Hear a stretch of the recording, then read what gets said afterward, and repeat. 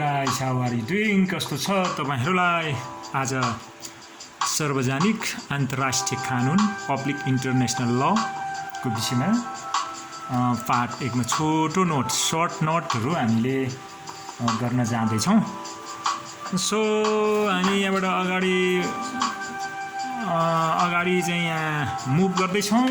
Okay, let's go.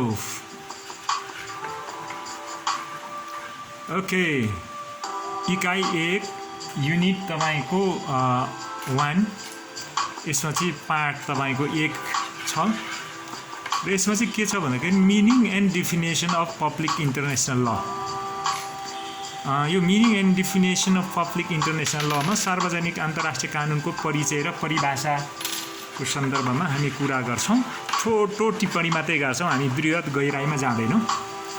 So परिभाषा को अन्तर्राष्ट्रिय कानुनको परिचय र परिभाषा, meaning and definition of public international ल भन्यौं। ओके, हामी मुभ गरौँ अलिकति अगाडि। परिचय, कानुन भन्नाले नियमहरूको संग्रह भनेर बुझिन्छ। परिवारबाट, समाजबाट, समाज हैनबाट राष्ट्र र राष्ट्रहरूको संयोजनबाट अन्तर्राष्ट्रिय चाहिँ समाज तपाईको या समुदायको जन्म हुन्छ र अन्तर्राष्ट्रिय समाज र समुदायलाई एक प्रकार अर्काको चाहिँ तपाईको काम, नीति, व्यापार, व्यवसाय वा अन्तर्राष्ट्रिय नियमहरूलाई समग्रताको आधारमा कार्यान्वयन गराउनको लागि चाहिने नियम कानुनलाई नै चाहिँ के भन्छ? अन्तर्राष्ट्रिय कानुन भनिन्छ। सो अन्तर्राष्ट्रिय कानुनको अर्थको कुरा गर्दा विभिन्न मानिसहरूले आफ्नै चाहिँ तरिकाले अर्थ दिएको पाइन्छ। यसमा विभिन्न प्रकारका सम्प्रदायहरूको चाहिँ सम्प्रदायवादीहरूको तपाईको आफ्नो तर्क अर्थ दिएको देखिन्छ र ऐतिहासिक यथार्थवादी, समाजशास्त्रीय, प्रत्यक्षवादी, प्रकृतिवादी अनि त्यसैगरी तपाईको र मार्क्सवादी सम्प्रदायवादीहरूले चाहिँ आफ्नै परिभाषा अर्थहरू दिएका छन्। सो वास्तवमा कानुन मानव समाजको उत्पत्ति जब भयो त्यहीबाट कानुनको पनि उत्पत्ति भयो र मानव समुदायको विकाससँगै कानुनको पनि विकास भएर आयो भन्ने कुरा छ। ओके, सो सीके एलेन भन्दछन्, द ग्रोथ अफ ल begins with the growth of society, consequently legal orders are pierced together slowly in trial and error to human demands भनेर उनले भनेका छन्। सो मूलत कुनै पनि कानुन एक राज्यमा लागू हुन्छ भने त्यो राष्ट्रिय कानुन हो भने राष्ट्र बीच लागू हुने कानुन चाहिँ अन्तर्राष्ट्रिय कानुन हो। ओके, अन्तर्राष्ट्रिय कानुनलाई दुई भागमा विभाजन गरिएको छ। सार्वजनिक अन्तर्राष्ट्रिय कानुन भन्छ एउटा चाहिँ वैयक्तिक अन्तर्राष्ट्रिय कानुन भन्छ, पब्लिक इन्टरनेशनल ल र प्राइभेट इन्टरनेशनल ल भनेर हामीले भन्छौँ। र विशेष गरी राज्यहरू बीचको सम्बन्धलाई सहज रूपमा चलायमान गराइराख्न अन्तर्राष्ट्रिय कानुनको आवश्यकता पर्दछ भने वैयक्तिक कानुन आफ्नो राष्ट्रको नागरिक बाहेक अन्य राष्ट्रको नागरिकसितको सम्बन्धलाई पनि निर्धारण गर्ने कामको लागि वैयक्तिक अन्तर्राष्ट्रिय कानुन पब्लिक प्राइभेट पब्लिक इन्टरनेशनल ल पनि आवश्यकता पर्छ। र यो पब्लिक इन्टरनेशनल ल अन्तर्राष्ट्रिय सार्वजनिक अन्तर्राष्ट्रिय कानुनको परिभाषाको विषयमा अलिकति हामी हेर्छौं र अन्तर्राष्ट्रिय कानुनको सम्बन्धमा तपाईको यो विभिन्न यो डेफिनेसनको सन्दर्भमा परिभाषा दिएको सन्दर्भमा अन्तर्राष्ट्रिय कानुनको सम्बन्धमा विभिन्न व्यक्तिहरूले विभिन्न परिभाषा दिएका छन्। केही परिभाषाहरू चाहिँ यस प्रकार रहेका छन्।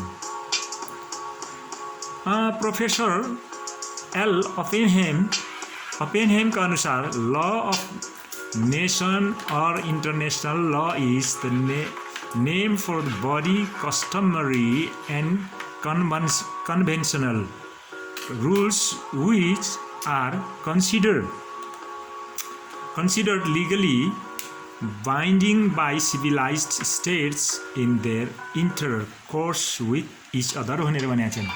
यो ओपेनहेमले प्रोफेसर एल ओपेनहेमले दिएका तपाईको परिभाषा भयो डिफिनेसन। राष्ट्रहरूको कानुन वा अन्तर्राष्ट्रिय कानुन प्रथाजनित तथा सन्धिजनित नियमहरूको त्यस समूहलाई भनिन्छ भनेर चाहिँ उनले भनेका छन् है। त्यो त्यसकारण यहाँनिर यो सन्धिजनितका कुराहरू आयो, प्रथाजनितका कुराहरू हो, त्यसलाई चाहिँ इन्टरनेसनल चाहिँ यो तपाईको लको विषयमा चाहिँ ल भनेर उनले परिभाषा दिएका छन् ओपेनहेमले। भनेपछि अर्को एकजना व्यक्ति जेएल ब्रेयरलीका अनुसार the law of nation or international law is the body of rules and principles of action which are binding upon civilised states in their relations with one another भनेर भनेका छन्। यसमा चाहिँ राष्ट्रहरूको कानुन र अन्तर्राष्ट्रिय कानुन ती नियम तथा क्रियात्मक सिद्धान्तहरूको समूहलाई भन्दछ जुन सभ्य राष्ट्रहरू पारस्परिक सम्बन्धमा बन्धनकारी हुन्छन् भनेर यहाँनिर जेएल ब्रेयरली चाहिँ ब्रेयरलीले उनलाई परिभाषा दिएका छन्। त्यसैगरी हान्स क्याल्सनका अनुसार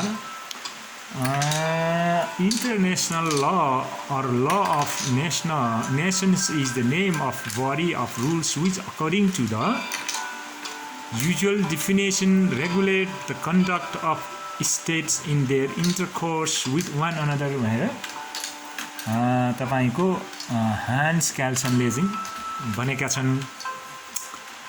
अन्तर्राष्ट्रिय कानुन वा राष्ट्रहरूको कानुन ती नियमहरूको समूह हो जसले सामान्य परिभाषा अनुसार राज्यहरूको एकअर्का बीच हुने पारस्परिक सम्बन्धमा उनीहरूको आचरणलाई नियमित गर्दछ भनेर क्याल्सनले बताए, परिभाषा दिए। र यसमा अन्य व्यक्तिहरू जेजी स्ट्राक, चार्ल्स जे फेनविक, फिलिप्स सी जेसप लगायतका व्यक्तिहरूले पनि सार्वजनिक हैन पब्लिक इन्टरनेसनल लको डिफिनेसन दिएका छन्। तथापि हामीले यी सबै परिभाषालाई यहाँ समावेश गरेका छैनौँ। हामीले छोटो नोटको रूपमा मात्रै यसलाई बनाउँदैछौँ। र अन्तर्राष्ट्रिय कानुन चाहिँ के छ त भन्दाखेरि यो लगायतका सबै विभिन्न व्यक्तिले विभिन्न परिभाषा दिए तापनि अन्तर्राष्ट्रिय यी सबै कुराहरू पब्लिक इन्टरनेसनल लका चाहिँ विषयमा समग्र यी माथिका परिभाषाहरूले हेरेर के निचोड निकाल्न सकिन्छ भने अन्तर्राष्ट्रिय कानुन भनेको राष्ट्रहरू बीचको सहसम्बन्ध, आचरण, व्यापार, व्यवस्थापनका लागि विश्व समुदायलाई जोड्नको लागि चाहिँ नभई नहुने तत्त्व हो भनेर अन्तर्राष्ट्रिय कानुनलाई हामीले बुझ्न सक्दछौँ। ओके, आजको यो पार्ट 1 जो हामीले भन्यौँ भाग 1 हामी छोटो छोटो नोट मात्रै गरिराखेका छौँ यसमा तपाईको। त्यसकारण यो यसको चाहिँ के त meaning and definition of public international ल को यसको पार्ट 1 सर्ट नोट यतिमै अन्त्य गर्दै तपाईहरुबाट बिदा हुन चाहन्छु। अर्को भागमा अर्को सर्ट नोट लिएर आउनेछौँ। Thank you guys.